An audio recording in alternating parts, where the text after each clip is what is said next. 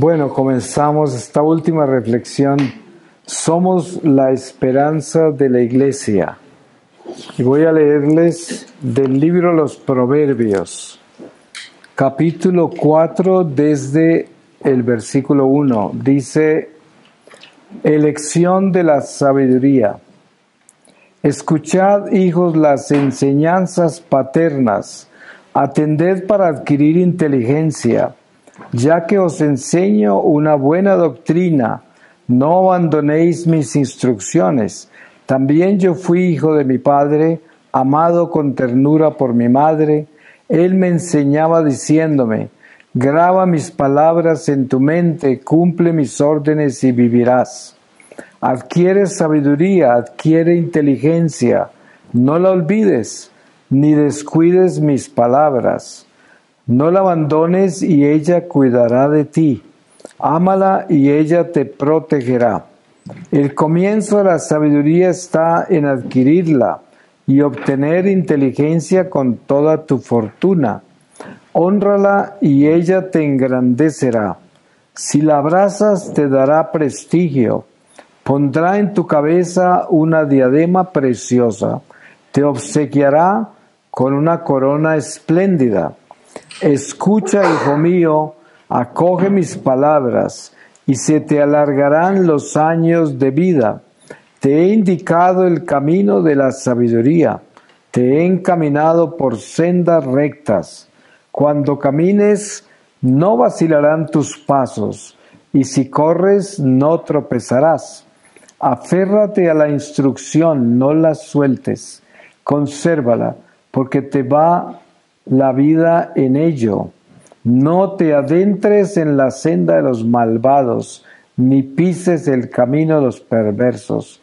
Evítalo, pasa de largo, apártate de él y sigue adelante, porque esos no duermen, sino hacen daño. Pierden el sueño si no hacen caer a alguien, pues comen el pan del delito y beben el vino de la violencia. La senda de los justos es como la luz del alba, que se va esclareciendo hasta pleno día. Pero el camino de los malos es tenebroso, no saben dónde tropiezan. Hijo mío, atiende a mis palabras, presta oído a mis razones, no las pierdas de vista, consérvalas en tu corazón, pues son vida para quienes la encuentran y salud para todo su cuerpo. Por encima de todo vigila tu corazón, porque de él brota la vida. Aparta de tu boca el engaño y aleja la falsedad de tus labios. Que tus ojos miren de frente y que tu mirada sea franca. Allana el sendero de tus pies y todos tus caminos serán firmes. No te desvíes a derecha o a izquierda y aleja tus pasos del mal. Palabra de Dios. Y qué bueno que nos confirman no ir por la izquierda o por la derecha, como hablamos. Qué importante que es entender eso, porque hay mucha confusión en la iglesia y hay gente que cree que los lados tienen sentido y resulta que lo único que tiene sentido es el centro, que es en los carriles, estar encarrilado, ¿no? Pues vamos a pedirle al Señor mucha luz, sobre todo para que nos guíe en esta reflexión que es sobre nosotros ser la esperanza de la iglesia. Todo lo que hemos hablado pues siempre tiene que ver con edificarnos en ser mejores personas y sobre todo mejores misioneros, porque todos nosotros tenemos una misión muy importante que son las almas, empezando por la nuestra. Y por eso cuando hablamos de la iglesia, tenemos que ser cuidadosos en el sentido de que no debemos dejarnos dividir por las diferentes visiones que tenemos de la iglesia, porque ahí es donde el diablo triunfa. Por eso, anteriormente, antes de la pandemia especialmente, yo siempre tenía en los retiros una sesión de preguntas al final. Y hace tiempo que las suspendí hasta nueva orden, porque siempre terminábamos en lo mismo, siempre aparecían con las vacunas, con el Papa, con la Eucaristía en la mano o en la boca, con todo, siempre lo mismo. Y terminaban en unas discusiones y todo lo que había sido el retiro se perdía, porque la gente salía con un corazón ya pesado por las discusiones que hubo. Entonces yo dije, aquí está el diablo, es mejor que eso se calme por un tiempo y que pase esta borrasca y luego volveremos a hacer preguntas, ¿no? Pero des en cuenta cómo es que el diablo viaja dentro de la iglesia en las formas más absurdas y nos pone a los unos contra los otros. Ustedes saben que hay matrimonios que se han dañado por unas cebollas fritas en la cocina, ¿no? Por una discusión sobre la cebolla. Sí, y no es la cebolla, sino el diablo, pero era por la cebolla, ¿no? Lo que se creía que era la cebolla era el mismo demonio. Y siempre es así. Pero nosotros somos la esperanza de la iglesia, porque ustedes se dan cuenta, y yo pienso que cada uno de ustedes debe tener un testimonio de eso. Cuando una persona tiene una renovación de su fe, que cuántos de nosotros no hemos vivido eso. Esa es mi vida, por ejemplo, mi testimonio de estar 33 años lejos de Dios y el Señor se me aparece en un secuestro. Cuando yo llegué a Colombia de 47 años a visitar a mi familia en una Navidad, estaba lejos de Dios 33 años y mis hermanas creían que yo era católico, porque yo había vivido toda mi vida lejos de Colombia, no había tenido una vida de familia en lo que se respecta a mis hermanas, tíos, todo eso. Mi familia eran mis 2 hijos y mi esposa que ya había muerto, pero el caso es que ellas me invitan a la iglesia, voy a la iglesia, hago una novena de Navidad con ellos al Niño Jesús. Por eso ven ustedes este niño acá, porque siempre me acompaña. Primero, para acordarme quién me rescató y segundo, para acordarme para quién trabajo, ¿no? Importante. Y es a través de la divina infancia que el Señor me llama y me entra a la iglesia otra vez, me regresa, que es una novena del Niño Jesús de Navidad, que es una tradición muy antigua en Colombia. Yo no sabía nada, a mí se me había olvidado todo de eso, yo no sabía, para decirles que ni siquiera me acordaba de rezar el Padre Nuestro, todo se me había olvidado. 33 años de una vida en el mundo y una vida llena de... Lo único espiritual que yo tenía era el esoterismo, el ocultismo, la magia, las astrologías, todo eso era mi espiritualidad. Por lo tanto, de iglesia nada.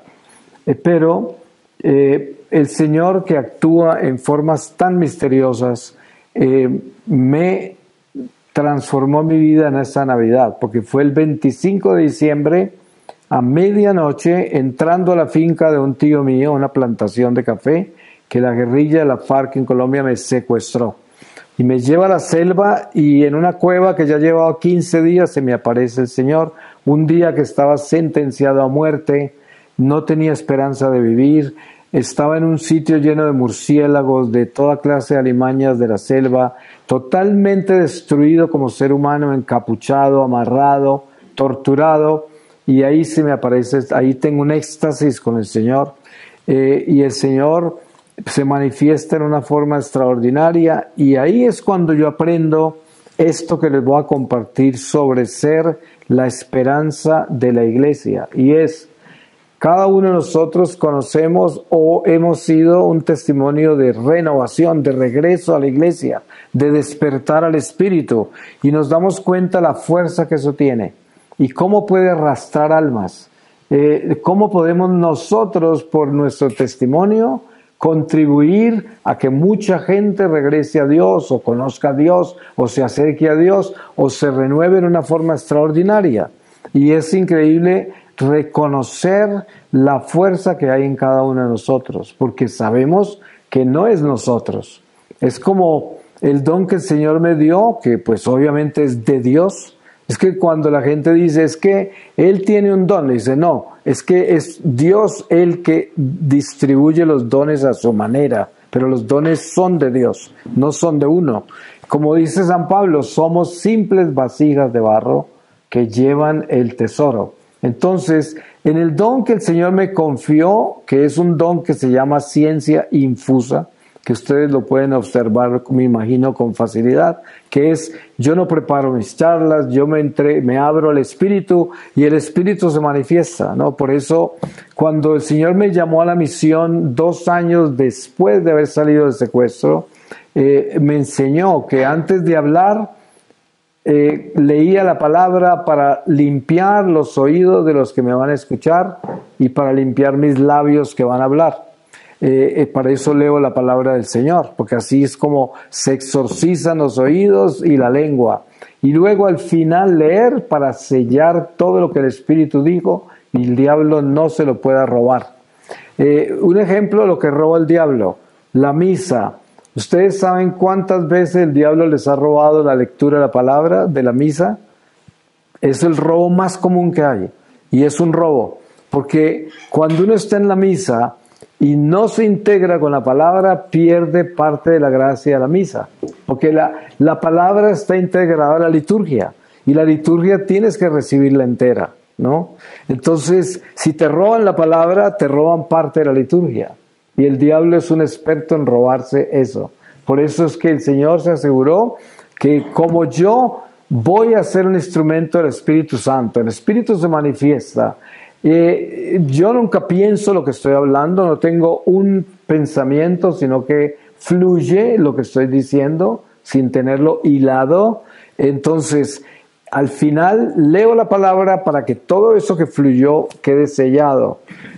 Y ustedes que lo reciben en una forma infusa, no tienen que preocuparse por memorizarlo, porque les queda infuso, porque es una gracia infusa. Entonces, aunque no se acuerden de lo que yo dije, de todas maneras, en un momento dado ustedes van a estar hablando de un tema que yo dije y les va a fluir, va a salir de su corazón, porque ahí está.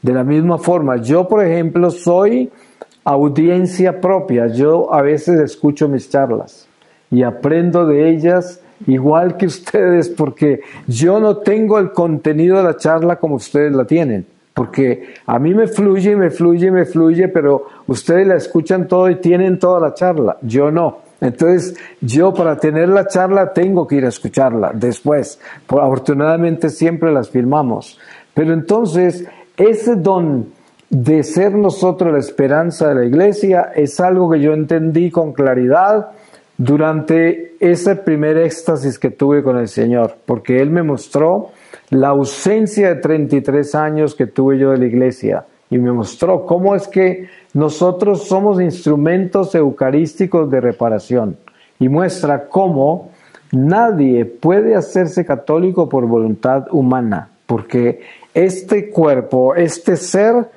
tiene que haber sido creado para poder ser instrumento eucarístico. Incluso una persona que entra a la iglesia a los 80 años, por decir algo, nació para ser católico. Nadie puede ser instrumento de la Eucaristía sin que haya sido hecho por las manos de Dios para ser instrumento eucarístico. Es un misterio increíble, pero así de increíblemente poderosa es la Eucaristía, así de poderosa es nuestra misión. Y por eso, cuando nosotros nos integramos a la misión para la cual nacimos, para la cual Dios nos creó, nos convertimos en una columna de luz inmensa, poderosa, extraordinaria, y el Espíritu Santo a través de nosotros hace maravillas, y muchas veces la gran mayoría de las maravillas que hace las hace en silencio. Miren, les doy un ejemplo de ese silencio. Ustedes han leído seguramente todos en los Hechos de los Apóstoles la maravilla que es la vida de los apóstoles después de Pentecostés. Ustedes se acuerdan que la gente en Jerusalén ya no se preocupaba de llevar los enfermos donde los apóstoles para que les impusieran manos. Los sentaban en la calle por donde ellos pasaban. Y los apóstoles pasaban todos los días hacia el templo a predicar, y cuando pasaban se sanaban todos, se liberaban todos y no los habían tocado siquiera. Solo con pasar. Entonces, esto es lo que debemos entender de la obra del Espíritu Santo a través de nosotros. Solo el día que comparezcamos ante el tribunal del Señor, nos vamos a dar cuenta todo lo que Dios hizo a través de nosotros cuando caminamos en fidelidad a Dios. Porque cuando estamos unidos a Dios, cuando somos uno con Dios, Dios está presente en nosotros y desde nosotros actúa. En una oportunidad estaba yo sentado donde un dentista esperando turno. Esto fue en Los Ángeles y esto era ya en mi vida misionera. Y había mucha gente ahí y entre esos había un problema entre dos personas por problemas raciales. Era una señora de color, una señora negra y un asiático, y estaban discutiendo entre los dos, porque decían que el dentista, que era un americano blanco, los discriminaba a ellos, ¿no? Entonces peleaban, decía, más a mí que soy negro, no, él odia a los asiáticos, y discutían, y bueno, esto cada vez se ponía peor. El caso es que había una señora que no oía bien, sin embargo estaba muy alterada con los gritos de estos dos, y no entendía qué estaban diciendo porque no oía bien. Entonces se paró y incoherentemente les discutió sin tener nada que ver lo que ella entendió con lo que estaba pasando. O sea, algo totalmente incoherente. Y lo más increíble de todo es que esos dos la miraron a ella y se desarmó la discusión por la incoherencia de la señora, ¿no? De hecho, y yo dije, qué cosa tan rara, porque yo dije, esto no tiene sentido, que esto haya ocurrido, pensaba yo. Pero cuando entré hacia donde el dentista, mi turno, que yo estaba delante de todos ellos, caminando hacia allá, el Señor me mostró que había sido Él el que había hecho eso a través de mí. O sea, en el silencio de mi presencia, el Espíritu Santo actuó para darle paz a esos dos a través de esta persona que incoherentemente dijo lo que dijo y todos quedaron en silencio, todos quedaron en paz. Y era algo que el Señor había hecho a través de mí. Ahora, esto yo nunca lo conté, mucho menos a esa gente que quién sabe, debían ser budistas o no tener fe, quién sabe, pero esto lo puedo contar hoy, porque esto pasó hace muchos años y es algo que yo recibí ese día del Señor y entendí que cuando nosotros somos instrumentos de Dios y estamos unidos a Dios y en armonía con Dios, Dios actúa a través de nosotros. A mí me contó el Señor en ese momento porque Él me estaba educando como misionero y en el apostolado que Él me llamó, que lo llamó un apostolado profético de edificación de la iglesia, así lo llamó, y me estaba educando y por eso me daba como tips, ¿no? Me estaba dando claves para que yo entendiera mi ministerio. Eso no ocurre todo el tiempo y el Señor no me ha soplado este tipo de información todo el tiempo. Son momentos extraordinarios, pero viene al caso mencionarlo en este momento porque precisamente este tema se trata de comprender lo importante que es nuestra vida católica y cómo cada uno de nosotros es un verdadero instrumento de Dios. Y las maravillas que Dios puede hacer y nosotros no nos damos cuenta. Porque dense en cuenta, si el Señor no me dice eso, yo nunca hubiera sabido que Él había actuado a través de mí. Si yo estaba todo asombrado de ver lo absurdo que es esta señora que incoherentemente habla de algo que no tiene nada que ver con los otros y los otros se quedan callados y dejan de pelear y todo queda en paz y nadie entiende qué pasó. Habían unas señoras que habíamos varios en ese cuarto porque no eran solo esos personajes que menciono, y los otros estaban tan asombrados como yo, porque decían, y esto tan raro, ¿cómo se calmaron, no? Pero es el milagro de Dios a través de nosotros. ¿Se pueden imaginar cuántas veces Dios ha actuado a través de cada uno de ustedes en las formas más absurdas e incoherentes, pero que lo ha hecho perfecto? Yo les doy otro ejemplo. Estaba en Conyers, en Georgia, en un retiro, y llegó una señora joven con su papá, que era un señor ya mayor, tenía como 90 años el papá, y me dijo, mi papá viene conmigo a todos los retiros, pero mi papá no se confiesa hace 40 años. y no le gusta nadie de los que escucha a quien yo traigo a escuchar. Todos le caen mal. Dice, bola de mentirosos, eso no saben nada. Siempre sale diciendo eso a los retiros, pero va a todos los retiros con la hija, ¿no?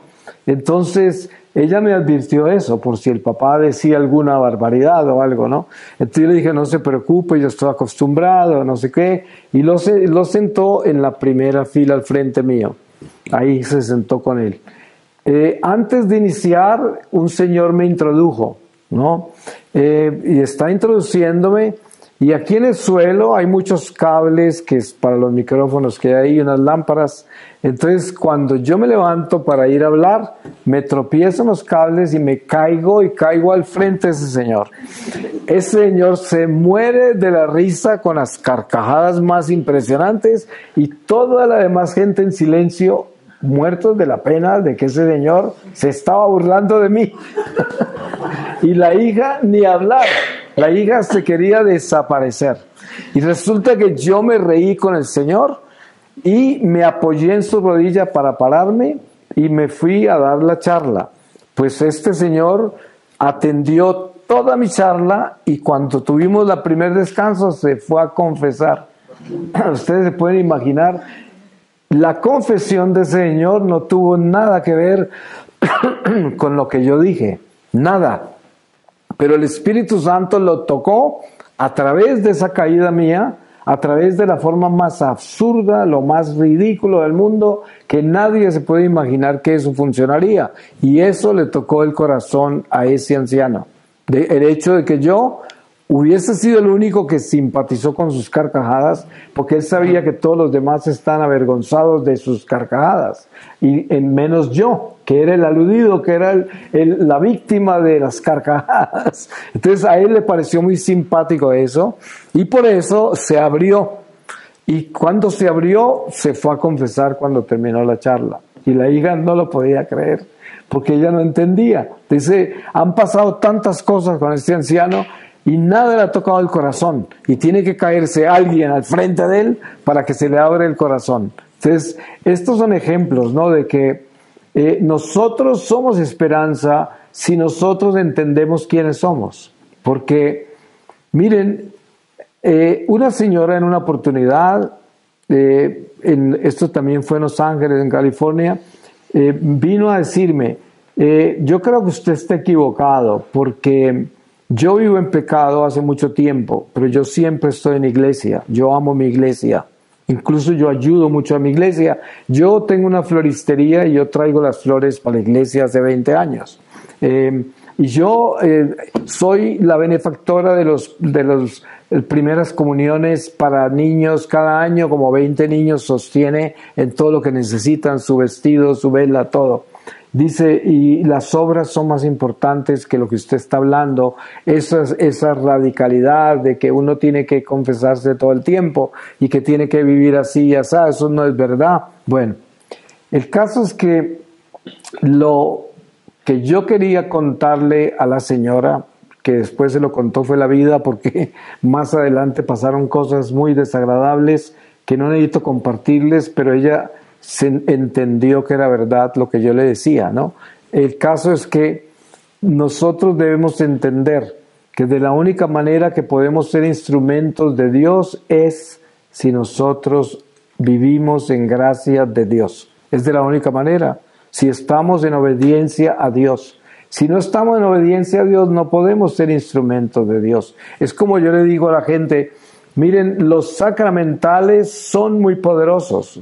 Usted puede tener un escapulario, una medalla de la Virgen, el rosario, agua bendita, agua exorcizada, sal exorcizada, aceites, todo lo que quiera. Nada de eso sirve para nada si usted no está en gracia de Dios, porque los sacramentales no son amuletos, ¿sí?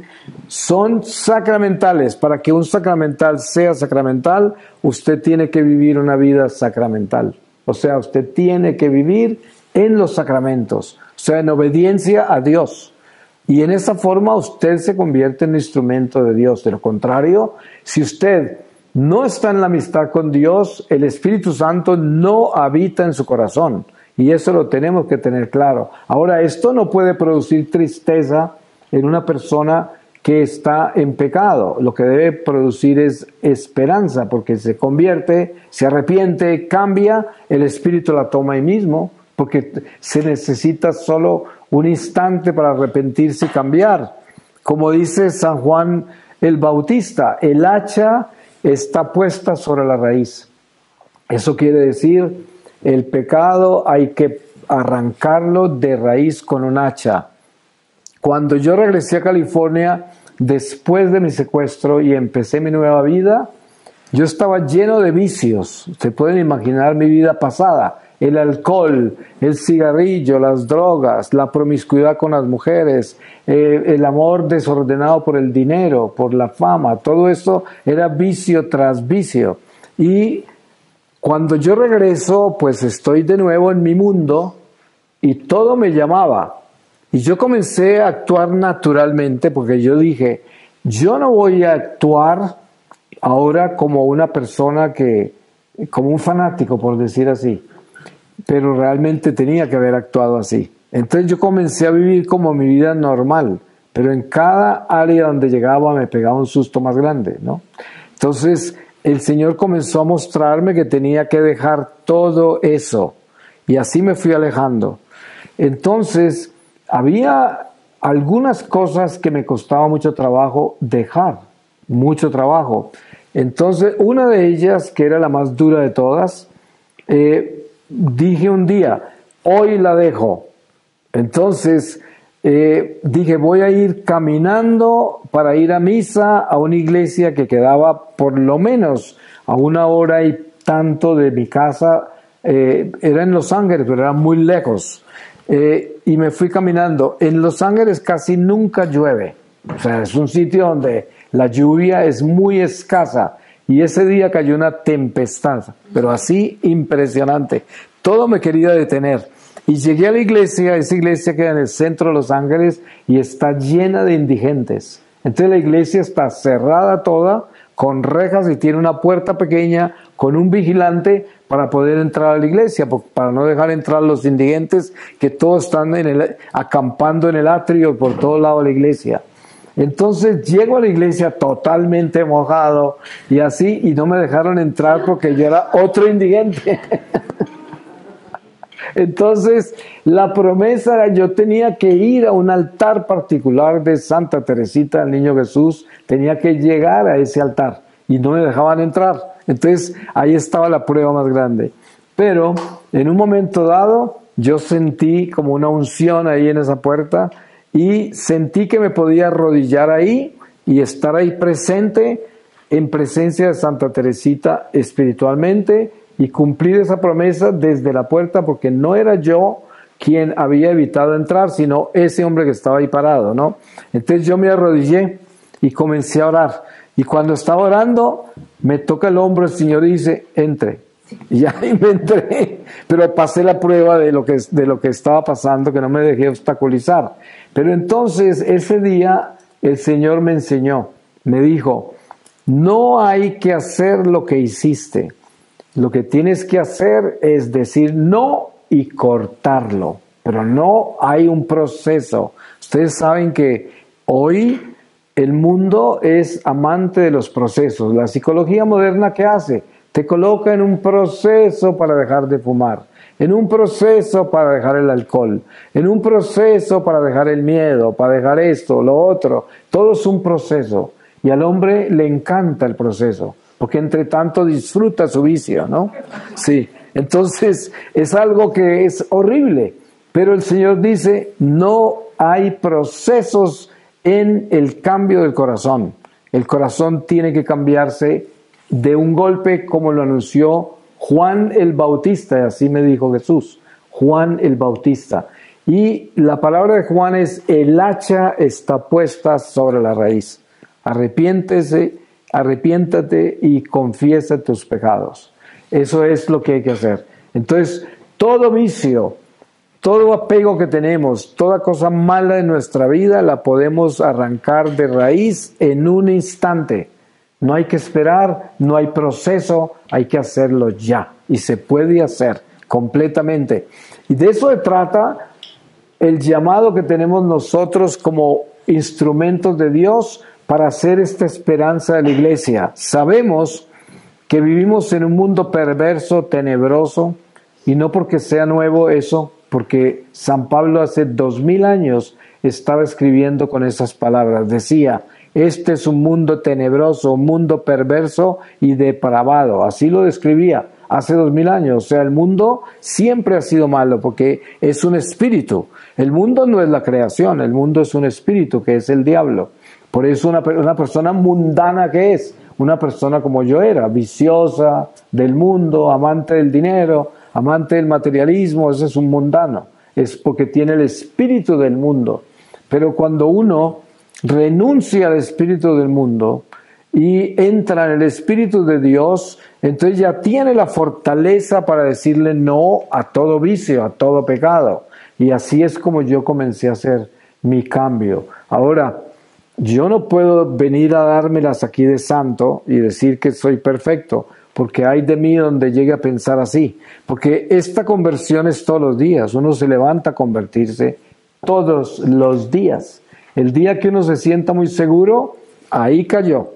Porque el pecado está a la puerta y uno puede caer en cualquier momento. Uno nunca puede dárselas de que está seguro de estar en paz.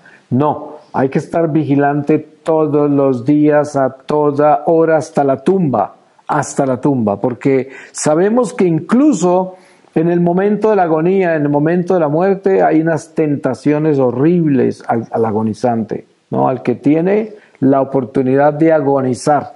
Que ustedes saben que hay gente que muere de repente sin agonía. Sin embargo, el alma, a pesar de una persona haber muerto de repente, el alma no ha salido del cuerpo. Por eso, hasta que mientras el alma está saliendo del cuerpo, tiene la iluminación de la conciencia, de la que hablábamos antes. Y ya cuando se desprende, ya entra en la justicia. Pero todos tenemos la oportunidad de tener la iluminación de la conciencia en la agonía.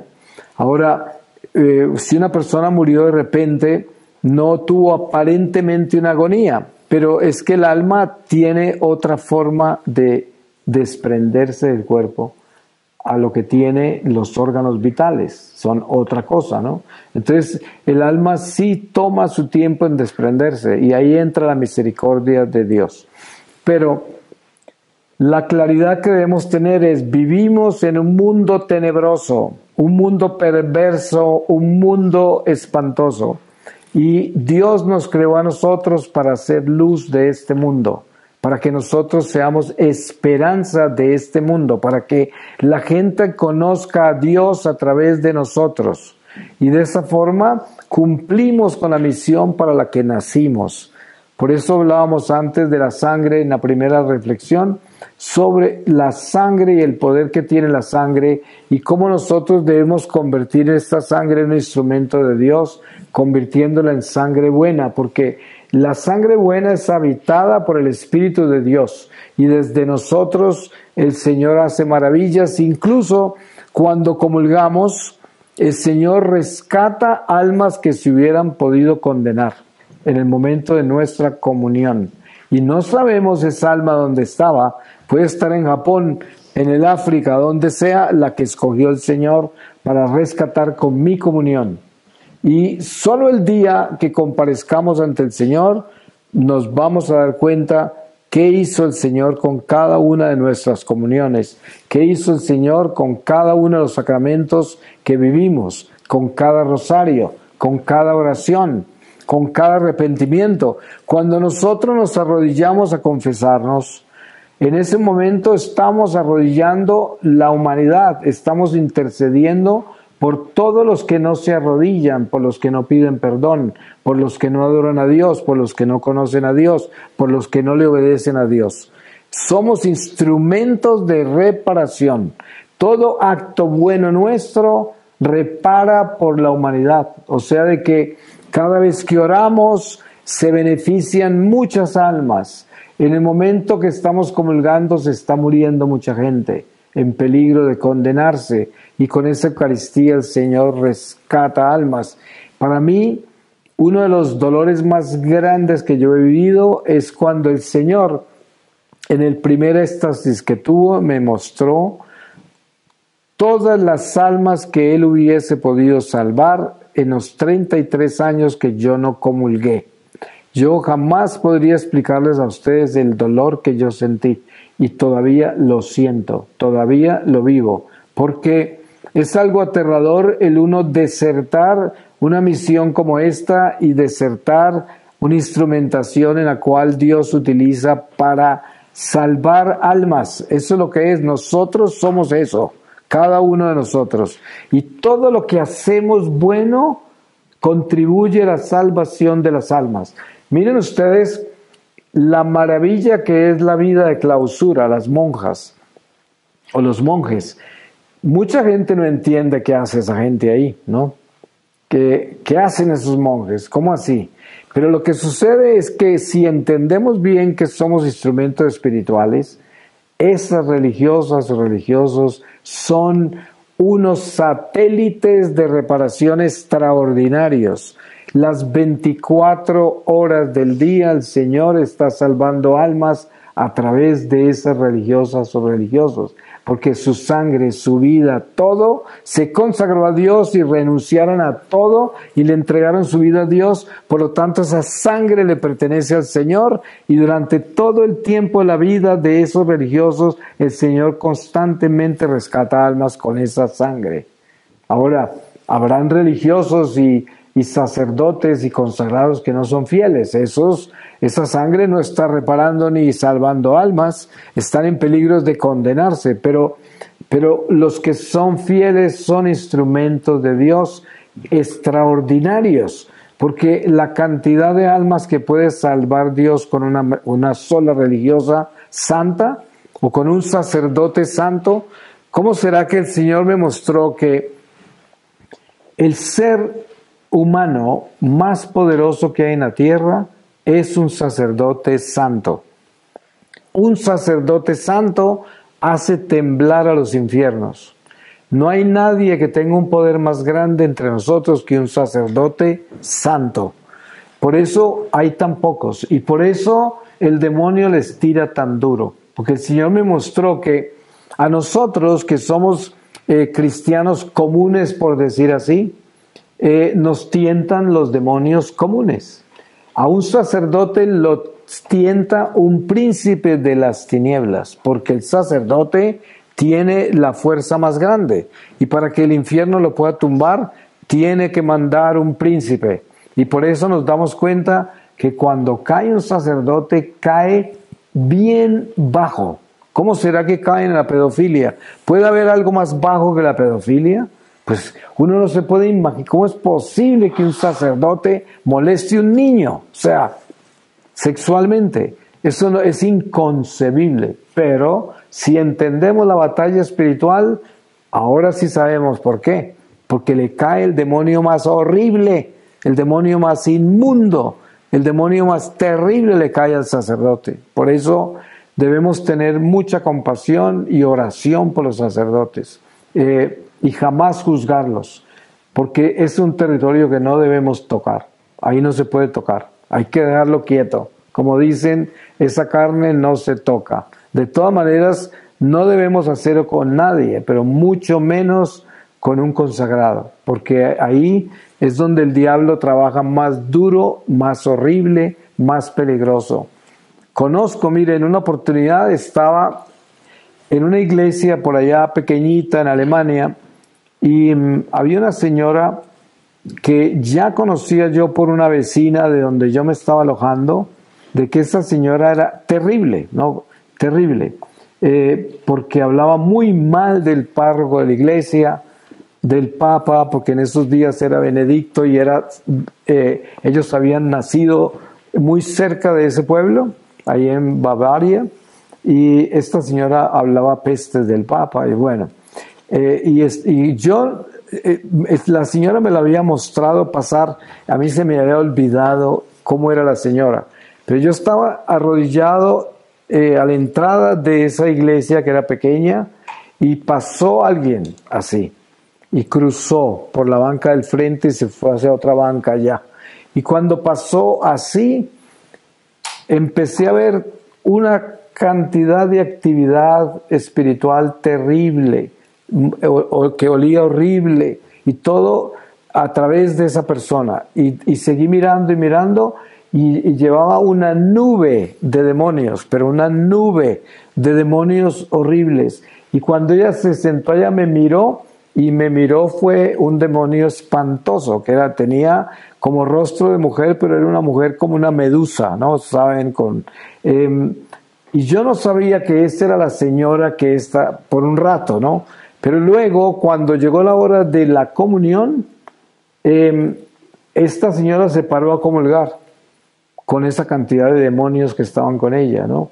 Y cuando me miró me di cuenta que era la señora, pero lo que veía era esa lengua que le salía y le caía y le enrollaba todo el cuerpo así.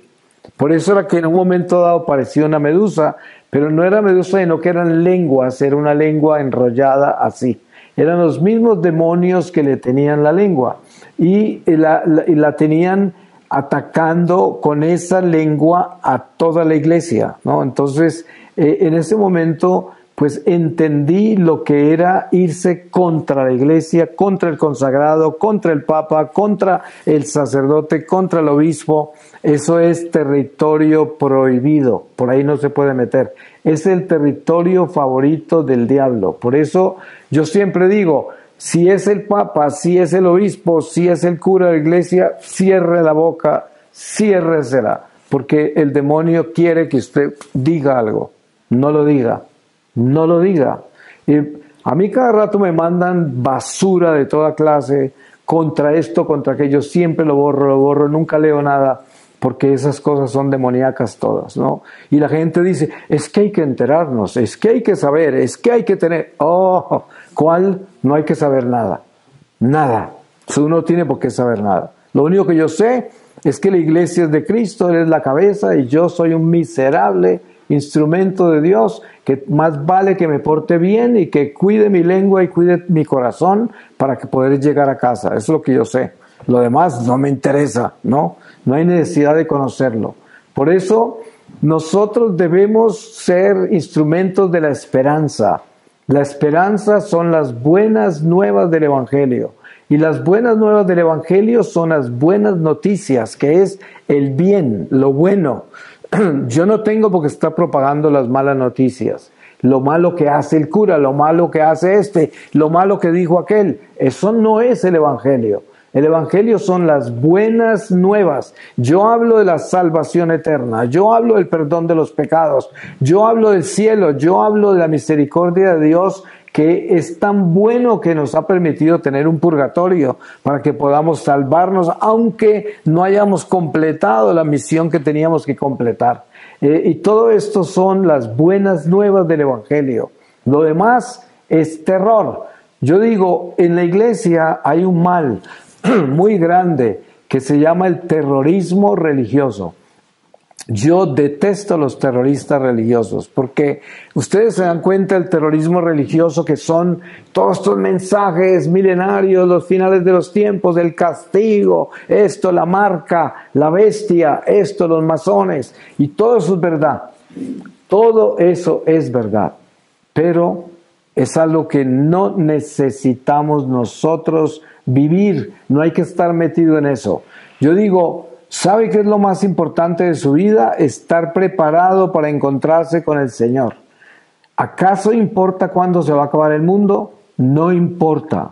Lo que va a importar es su fin, el fin suyo. ¿Cómo está si se acaba hoy?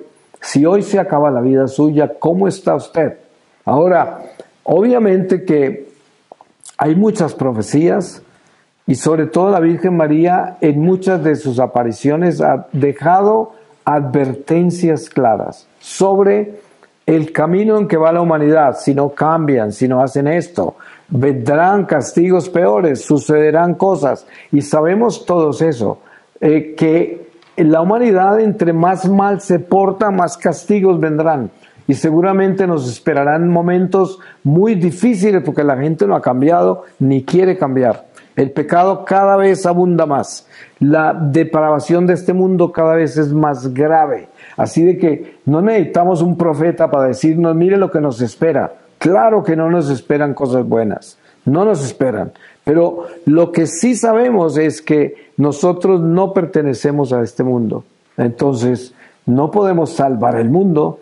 Lo que tenemos que hacer es asegurarnos de nosotros estar en paz con Dios, de nosotros ser fieles, para que el Señor, mientras estemos pasando por este mundo, podamos hacer el bien y Dios pueda hacer cosas grandes a través de nosotros. Miren todo lo que les he compartido de cosas pequeñas que me han pasado a mí y que quién sabe cuántas les han pasado a ustedes y que ustedes no saben de las maravillas que Dios hace cuando estamos en gracia de Dios y estamos en un tren, en un avión, en un bus, en una esquina, en un semáforo, en un restaurante, en la cocina, en la casa, solo rezando. ¿Cuántas cosas no hace Dios a través de nosotros? Eso es lo importante, saber que debemos estar en gracia de Dios para que Dios nos utilice, porque nosotros somos la esperanza de la iglesia. Y entre más días pasen y nosotros ser fieles, más beneficios para la humanidad a través de nuestra pequeña y miserable vida. A veces no le damos el valor que debemos darle a lo que es estar bautizados y pertenecer a la iglesia. Pero es un don maravilloso, muy grande, muy extraordinario, el ser hijos de la iglesia, militantes de este ejército, instrumentos de Dios, vasijas de barro que llevan el tesoro. Es un don maravilloso, pero nosotros debemos estar preparados, limpiar esta vasija, estar en orden para que Dios nos pueda usar. Y en esa forma sabemos que somos esperanza de la iglesia, porque somos testigos de la esperanza. Eso es lo que somos. ¿Quién soy yo? Un testigo de la esperanza de la salvación eterna. Y eso es lo que debemos ser cada uno de nosotros, que cuando la gente nos conozca, sepa que en nuestro corazón hay esperanza, hay fe, hay gozo y hay salud espiritual porque yo creo en Dios, porque yo creo en las promesas de Jesucristo, porque a todo mundo le puedo contar eso sin timidez, porque estoy seguro, estoy convencido, y eso arrastra corazones, eso desarraiga las cosas malas y siembra las cosas buenas, y Dios puede actuar, y eso es lo que necesitamos hacer. Pues voy a terminar con una lectura de la segunda epístola a los Tesalonicenses, en el capítulo 2, desde el versículo 13, exhortación a la perseverancia. Nosotros, en cambio, debemos dar gracias en todo tiempo a Dios por vosotros, hermanos amados del Señor, porque Dios os ha escogido desde el principio para la salvación mediante la acción santificadora del Espíritu y la fe en la verdad. Para esto os ha llamado por medio de nuestro Evangelio, para que consigáis la gloria de nuestro Señor Jesucristo. Así pues, hermanos, manteneos firmes y conservad las tradiciones que habéis aprendido de nosotros de viva voz o por carta. Que el mismo Señor nuestro Jesucristo y Dios nuestro Padre, que nos ha amado y que nos ha dado gratuitamente una consolación eterna y una esperanza dichosa, consuele vuestros corazones y los afiance en toda obra y palabra buena. Finalmente, hermanos, orad por nosotros, para que la palabra del Señor siga propagándose y adquiriendo gloria como entre vosotros, y para que nos veamos libres de los hombres perversos y malignos, porque la fe no es de todos. Fiel es el Señor, Él os afianzará y os guardará del maligno. En cuanto a vosotros, tenemos plena confianza en el Señor de que cumplís y cumpliréis cuanto os mandamos. Que el Señor guíe vuestros corazones hacia el amor de Dios y la tenacidad de Cristo. Palabra de Dios.